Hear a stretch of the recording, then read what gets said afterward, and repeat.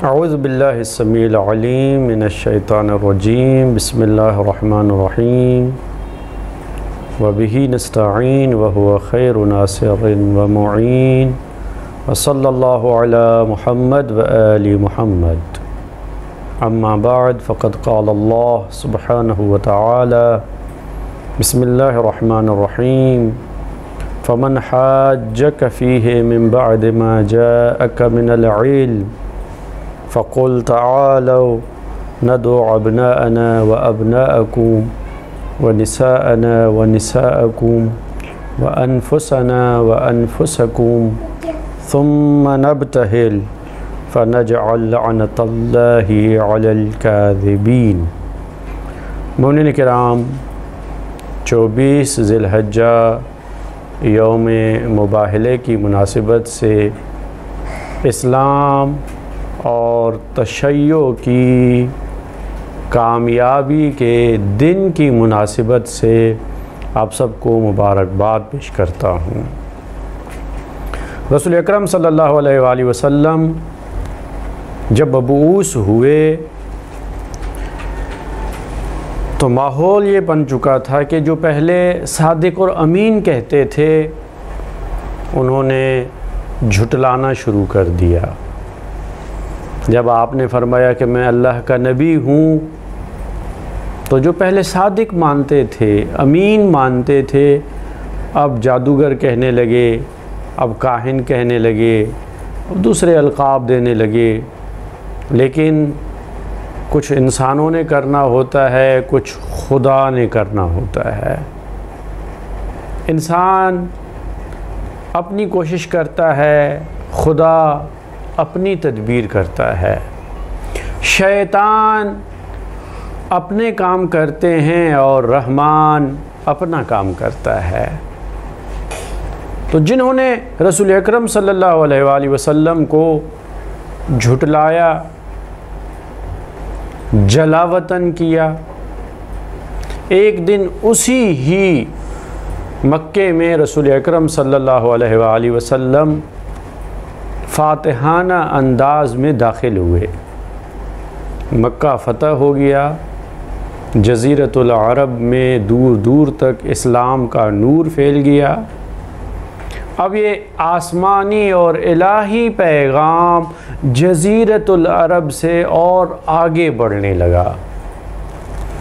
इस खुदाई मिशन को और आसमानी आईन को बढ़ाने के लिए रसूल कायनात सल्लल्लाहु अलैहि वसल्लम ने मुख्तलिफ़ जगहों के लिए, मुख्तलिफ़ इलाक़ों के लिए, मुख्तलिफ़ शहरों के लिए वफ़द भेजने का सिलसिला शुरू किया। ये जाएं और जाकर लोगों को इस्लाम की दावत दें, इस्लाम का तारुफ़ करवाएं, इस्लाम की तरफ बुलाएं, लोगों को बताएं कि इस्लाम क्या है।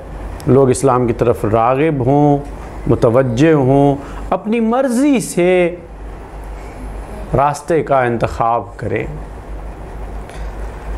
कभी भी ऐसा नहीं हुआ रसूल अकरम सल्लल्लाहु अलैहि वसल्लम की ज़िंदगी में इस्लाम रसूल अकरम सल्लल्लाहु अलैहि वसल्लम के अखलाक से फैला है। कभी ऐसा कोई मौका नज़र नहीं आएगा जिसमें ये कहा जा सके कि इस्लाम तलवार के ज़ोर पर फैला है। रसूल अकरम सल्लल्लाहु अलैहि वसल्लम ने हमेशा अमन का पैगाम दिया, भाईचारे का दर्स दिया, लोगों को हिदायत की तरफ दावत दी। और ये इस्लाम की हक़ानियत नहीं तो और क्या है। रसूल अकरम सल्लल्लाहु अलैहि वसल्लम ने हर तरफ पैगाम हक़ पहुँचाने के लिए वफ़ूद भेजे मुख्तलिफ़ शहरों में, जो जाकर लोगों को इस्लाम की दावत दें, इस्लाम की तरफ बुलाएं। ये पैगाम हर तरफ भेजा गया, हर तरफ सदाए हक़ गूंजने लगी। लेकिन कौन हक़ को कबूल करता है, कौन नहीं करता, कौन हक़ के मुकाबले में खड़ा हो जाता है, कौन हक़ के सामने तस्लीम हो जाता है, इस हवाले से लोगों का रवैया मुख्तलिफ होता है। नजरान के ईसाइयों ने ये फ़ैसला किया कि हमारी तरफ जो दावत आई है, हमें जो नए दीन की तरफ बुलाया जा रहा है, बेहतर यह है कि हम खुद जाएं, उस शख्स को देखें जो नबूवत का दावा कर रहा है, उसके पैगाम को सुने, उसकी बातों को जाने, फिर फैसला करें कि क्या करना है। पैगाम को कबूल करना है, पैगाम को रद्द करना है, जंग करनी है, जिजिया देना है, क्या फ़ैसला करना है, ये बाद की बातें हैं। 14 अफराद का वफ़द 70 लोगों के साथ मदीना पहुंचता है और सीधा ये कारवां मस्जिद नबवी सल्लल्लाहु अलैहि वसल्लम में दाखिल होता है। तारीख़ इस्लाम का पहला और सबसे अजीब मंज़र जो लोगों को देखने में नज़र आया, ईसाई मस्जिद में दाखिल हुए, उनकी इबादत का वक़्त आया, उन्होंने अपनी इबादत के तौर तरीक़े को अपनाते हुए नाक़ूस बजाने शुरू कर दिए, जो उनका अपना तरीक़ेकार था उसके मुताबिक अपनी इबादत करने लगे। बहुत सारे मुसलमानों ने चाहा कि उन्हें रोकें, ये मस्जिद है, ये मुसलमानों का माबद है, यहाँ मुसलमान इबादत करते हैं, ईसाइयों को क्या हक़ पहुँचता है कि यहाँ इबादत करें। लेकिन रसूल अकरम सल्लल्लाहु अलैहि वसल्लम जो कि रहमतल लिल आलमीन हैं, फरमाते हैं कि नहीं, इन्हें रोकना नहीं है, ये अपने तरीक़े के मुताबिक अपनी इबादत करते रहें। 3 दिन तक ये वफ़द वहाँ रहा, बातें होती रहीं, बातें सुनी गई, बातें कही गई, लेकिन जब कोई फ़ैसला ना हो सका इस हवाले से कि हक़ पर कौन है। ईसाइयों का मुद्दा ये था कि आप हज़रत ईसा अलैहिस्सलाम को नहीं मानते। रसूल अकरम सल्लल्लाहु अलैहि वसल्लम ने इरशाद फरमाया कि मैं हज़रत ईसा को अल्लाह का नबी मानता हूँ, मुरसल मानता हूँ। जगह जगह कुरान की आयतें गवाह हैं, हज़रत ईसा अल्लाह के भेजे हुए नबी हैं, साहिब शरीयत हैं, साहिब किताब हैं। तो कहने लगे आप उनको बुरा भला कहते हैं, उन्होंने जो मोजज़ात दिखाया आप उनका इनकार कर रहे हैं, वो तो खुदा के बेटे हैं, दलील क्या है। कहने लगे कि क्योंकि उनका कोई बाप नहीं था, क्योंकि वो बिला बाप के पैदा हुए हैं, लिहाजा खुदा के बेटे हैं। रसूल अकरम सल्लल्लाहु अलैहि वसल्लम ने इरशाद फरमाया, कुरान मजीद में मनकूल है, आपने फरमाया अगर बग़ैर बाप के पैदा होना खुदा के बेटा होने की निशानी है तो हज़रत आदम अलैहिस्सलाम तो बग़ैर बाप और बग़ैर माँ के पैदा हुए थे, उनके बारे में तुम क्या कहोगे। अगर मोजज़ात की बात करते हो कि मोजज़ात की बुनियाद पर वो खुदा के बेटे हैं, मोजज़ात तो दूसरे अंबिया ने भी दिखाए हैं, उनके बारे में क्या कहोगे।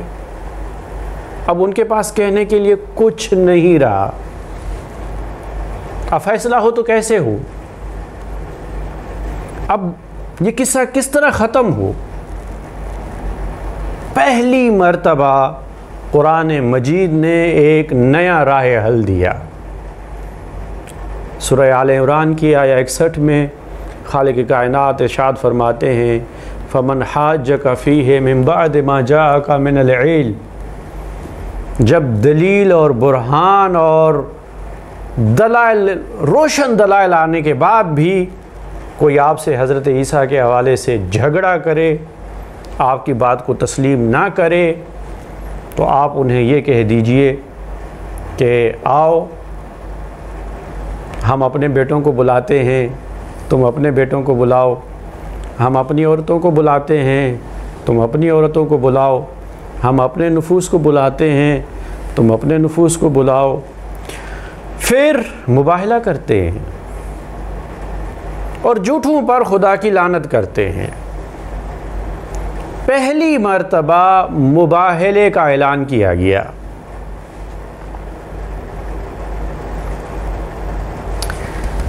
अब ईसाई पूरा वफ़द हैरान है, परेशान है, कहें तो क्या कहें। कोई जवाब नहीं है, इनकी दलीलों का कोई जवाब नहीं है। मुबाहले के हवाले से क्या फ़ैसला करें? कहा ये कल पर छोड़ देते हैं। कल ये देखना है कि रसूल अकरम सल्लल्लाहु अलैहि वसल्लम जब मुबाहले के लिए तशरीफ़ लाते हैं तो किसके साथ आते हैं। अगर रसूलुल्लाह मजमे के साथ आए, बहुत सारे अफराद लेकर आए, या अपने सिर्फ मुरीदों को लेकर आए, तो हम मुबाहला करेंगे। लेकिन अगर रसूलुल्लाह सिर्फ अपने नज़दीक तरीन अफराद को लेकर आए, अपने मुंतखब अफराद को ले आए, इंतहाई पसंदीदा शख्सियतों को लेकर आए, तो हम मुबाहला नहीं करेंगे, क्योंकि इसका मतलब ये है कि वो ख़ुद को हक़ पर समझते हैं, इसलिए अपने अज़ीज़ तरीन रिश्तेदारों को ले आ रहे हैं। और दूसरे जब दिन रसूलुल्लाह मुबाहले के लिए निकले हैं तो ज़ाहिर है कि मदीने से बाहर आए हैं। आज वो जगह मदीने के अंदर आ चुकी है, क्योंकि मदीना फैल चुका है। जिस जगह मुबाहले के लिए रसूल अकरम सल्लल्लाहु अलैहि वसल्लम तशरीफ़ फरमा हुए हसनैन करीमैन के साथ, जनाब फ़ातिमा ज़हरा सलामुल्लाह अलैहा के साथ, अपने नफ्स अमीरुल मोमिनीन इमामुल मुत्तकीन अली इब्न अबी तालिब अलैहिस्सलाम के साथ आज उस जगह का नाम मस्जिदुल इजाबा है, जहाँ दुआएं कबूल होती हैं। अगर वहाँ रसूलुल्लाह दुआ करते, ईसाइयों के ख़िलाफ़ ख़ुद ईसाइयों ने ही महसूस कर लिया, उनके उस्क़ुफ़ ने, उनके बड़े पादरी ने यह ऐलान किया कि ख़बरदार इनके साथ मुबाहला नहीं करना। मैं ऐसे चेहरों को देख रहा हूँ, अगर ये हाथ बारगाह इलाही में उठा के पहाड़ को हिला देने की बात करें तो पहाड़ अपनी जगह छोड़ देगा। ये इस्लाम की बग़ैर तलवार के फ़तह और कामयाबी का दिन है। तलवार के बग़ैर दुश्मन मान रहा है कि इस्लाम हक़ पर हैं, रसूलुल्लाह हक़ पर हैं, इसीलिए अपने अज़ीज़ तरीन रिश्तेदारों को ले आए हैं। लेकिन यहाँ सोचने के लिए चंद चीज़ें ज़रूर हैं। नंबर 1, कुरान मजीद ने अल्फाज जमा की सूरत में इस्तेमाल किए हैं। तुम अपने बेटों को ले आओ, हम अपने बेटों को ले आएँ। तुम अपनी औरतों को ले आओ, हम अपनी औरतों को ले आएँ। तुम अपने नुफूस को ले आओ, हम अपने नुफूस को ले आएँ। लेकिन जब हम देखते हैं तो अरबी में जमा के लिए कम अज़ कम जो तादाद मुअय्यन है वो 3 है। लेकिन हम देखते हैं कि बेटों की जगह पर सिर्फ़ और सिर्फ इमाम हसन और इमाम हुसैन अलैहिस्सलाम को ले गए हैं। निसाना का लफ्ज़ जमा है, औरतों को ले आओ, लेकिन ले जाते फ़कत जनाब ज़हरा सलामुल्लाह अलैहा को। अनफुसना का लफ्ज़ जमा है, लेकिन ले जाते हैं फ़कत और फ़कत इमाम अली अलैहिस्सलाम को। कम अज़ कम जो चीज़ समझ में आती है वो ये है, खालिक़ कायनात ने लफ्ज़ जमा का इस्तेमाल करके बताया कि लफ्ज़ में गुंजाइश है। अगर इन जैसे और भी होते तो रसूलुल्लाह उनको भी अपने साथ ले आते। लेकिन ना हसनैन की कोई मिसाल है उम्मत के अंदर, ना जनाब ज़हरा की कोई मिसाल है उम्मत के अंदर, ना अली इब्न अबी तालिब की मिसाल है उम्मत के अंदर, जिनको रसूलुल्लाह बेटों की जगह पर या निसा की जगह पर या नुफूस की जगह पर ले जाते। इसमें एक और लताफत भी है। लफ्ज़ तीनों जमा हैं, लेकिन अबनाना की जगह पर 2 अफराद को ले जाते हैं, इमाम हसन अलैहिस्सलाम और इमाम हुसैन अलैहिस्सलाम। निसाना की जगह पर फ़कत एक ख़ातून को ले आ रहे हैं। अनफुसना की जगह पर फ़कत एक शख्सियत को ले आ रहे हैं। अगर एक को ही ले आना है तो अबनाना में भी तो एक ही बेटे को ले आते, लेकिन अबनाना में दोनों शहजादों को ला रहे हैं। इससे ये मालूम होता है कि क्योंकि वो दोनों एक दूसरे की मिसाल थे, एक जैसे थे, इसलिए बेटों में हसनैन को ले गए कि ये दोनों एक जैसे हैं। अगर फातिमा जैसी कोई और होती तो उनको रसूलुल्लाह ले आते, अगर अली जैसा कोई और होता तो रसूलुल्लाह उनको भी ले आते। इससे मालूम होता है कि उम्मत के दरमियान ना फातिमा जैसी कोई हस्ती है, ना अली इब्न अबी तालिब जैसी कोई हस्ती है। और इसी ही आयत से इल्हाम लेते हैं हम। फरमाया कि झगड़ा अगर कोई करे तो आप उनको दावत दें, न दुओ, फिर दुआ करते हैं। यानी जब कोई भी मसला हल ना हो, मसला हल होने की कोई सूरत दिखाई न दे, तो सबसे आखिरी हल दुआ होता है। दुआ हर मसले का आखिरी हल है। मतलब क्या? मतलब ये कि जब तक तुम तमाम असबाब से, जब तक तुम तमाम वसाइल से मायूस नहीं हो जाते, तब तक तुम दुआ नहीं कर सकते और तब तक खुदा कबूल नहीं करता। जब तक सबको छोड़ के फ़कत खुदा को नहीं मानते। ये इस्लाम की कामयाबी का भी दिन है और तशय्यो की कामयाबी का भी दिन है, क्योंकि रसूल अकरम सल्लल्लाहु अलैहि वसल्लम कुरान मजीद की तसरीह के मुताबिक जिन शख्सियात को ले गए हैं वो फ़कत हसनैन करीमैन हैं, जनाब ज़हरा सलामुल्लाह अलैहा हैं और अली अलैहिस्सलाम हैं।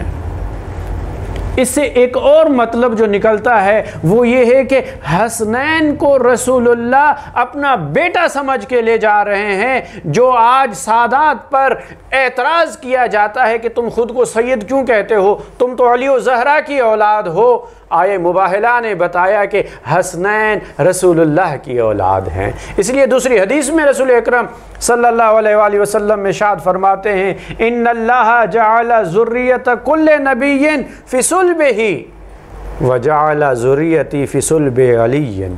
खुदा ने हर नबी की नस्ल को उसी की सुल्ब में करार दिया है, लेकिन मेरी ज़ुर्रियत को अली की सुल्ब में करार दिया है। जो अली की औलाद होगा वो मेरी औलाद है, वो सैयद है। इसी से इल्हाम लेते हुए हम कह सकते हैं कि पूरी उम्मत में औरतों में जनाब ज़हरा की कोई मिसाल नहीं है और मर्दों में अली इब्न अबी तालिब की कोई मिसाल नहीं है। इसी आयत से इल्हाम लेते हुए हम उस बुजुर्गार की बात को भी दुरुस्त मानते हैं। जब किसी से सवाल किया गया कि आप सहाबा में किसको अफजल मानते हैं, पहले किसी का नाम लिया, फिर किसी का नाम लिया, फिर किसी का नाम लिया। सवाल करने वाला मुंतज़िर रहा कि कब अली का नाम लिया जाता है। जब नाम नहीं सुना, हैरान होकर सवाल किया कि आपने अभी तक अली का नाम नहीं लिया। तो कहा कि तुम्हारा सवाल सहाबा के बारे में था, अली सहाबी थोड़ी हैं, अली तो नफ्से रसूल हैं। ये कुरान का फैसला है, अली नफ्से रसूल हैं। नफ्से रसूल के होते हुए फिर किसी और की कोई हैसियत नहीं रहती। इसीलिए मुबाहले का दिन हकीकी इस्लाम की पहचान का दिन है। मुबाहले का दिन इस्लाम के पैगाम में अमन होने का दिन है। मुबाहले का दिन हक़ की कामयाबी का दिन है। मुबाहले का दिन हकीकी इंसानी नमूनों को पहचानने का दिन है।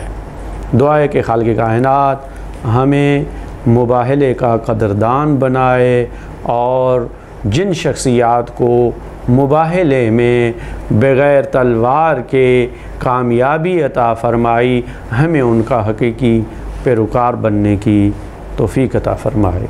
अस्सलामु अलैकुम व रहमतुल्लाहि व बरकातुहू।